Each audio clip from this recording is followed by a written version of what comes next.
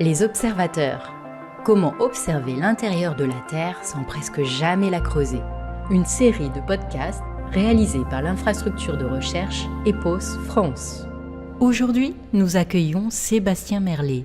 Il est responsable de la thématique gravimétrie au sein d'EPOS France, qui intègre des gravimètres permanents et un parc mobile.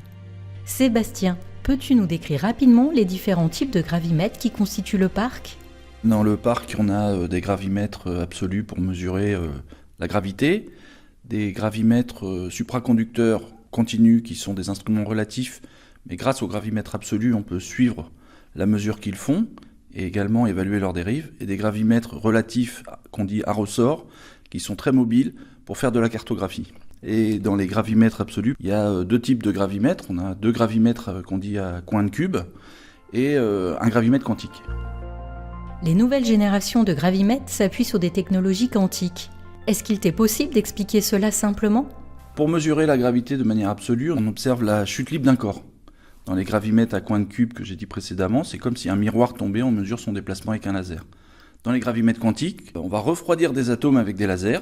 Les refroidir, ça veut dire annihiler leur vitesse. Ils sont immobiles et quand on coupe les lasers, les atomes tombent comme le miroir tombait. Et avec deux lasers, on va créer une règle sur laquelle on va mesurer la position des atomes durant leur chute libre. Et on a ainsi accès à la gravité. Comment des gravimètres peuvent-ils observer l'intérieur de la Terre ? Comme on observe la chute libre des corps, ces corps chutent parce qu'ils sont attirés par la Terre. Et en fonction de ce qu'il y a dans la Terre, la chute ne va pas être la même, et donc la gravité ne va pas être la même. Donc c'est une manière non destructive de mesurer les masses environnantes, c'est-à-dire les masses, les excès et les défauts de masse, c'est-à-dire des trous. Et tout ça dépend des masses qui sont à proximité, et c'est ainsi qu'on peut mesurer, grâce à des gravimètres, ce qu'il y a à l'intérieur de la Terre. Il y a une masse en dessous, plus le senseur va sentir qu'il y a une masse en dessous. Mais si la masse est au-dessus, par exemple si on est dans une cavité, il peut ressentir, la pesanteur peut descendre parce qu'il y a une masse au-dessus.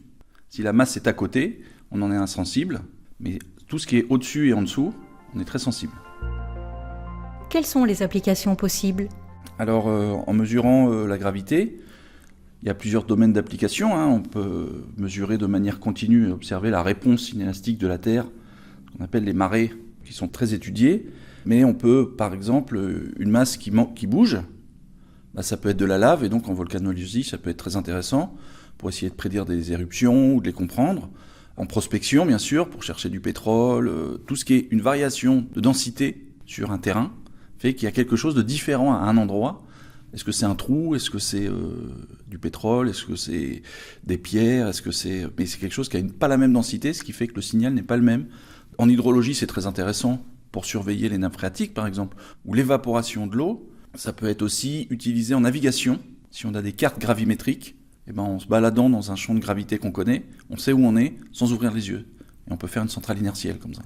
Et donc, plus l'instrument va être sensible, plus on va pouvoir découvrir des choses qu'on n'arrivait pas à mesurer. Avant que les gravimètres soient suffisamment sensibles pour voir des variations de l'ordre, on va dire, 2000 nanomètres par seconde carrée, on ne pouvait pas observer les marées. Mais une fois que l'instrument est suffisamment sensible, on voit un signal qui sort du bruit. Et plus on améliore les instruments, et en les rendant de plus en plus sensibles, plus on va voir des signaux dans ce qu'on croyait être du bruit avant. Et c'est comme ça qu'on améliore les recherches et la connaissance du système Terre. Merci Sébastien. Quant à vous, auditeurs curieux, rendez-vous pour d'autres épisodes de notre série Les Observateurs sur notre site web observataire.fr.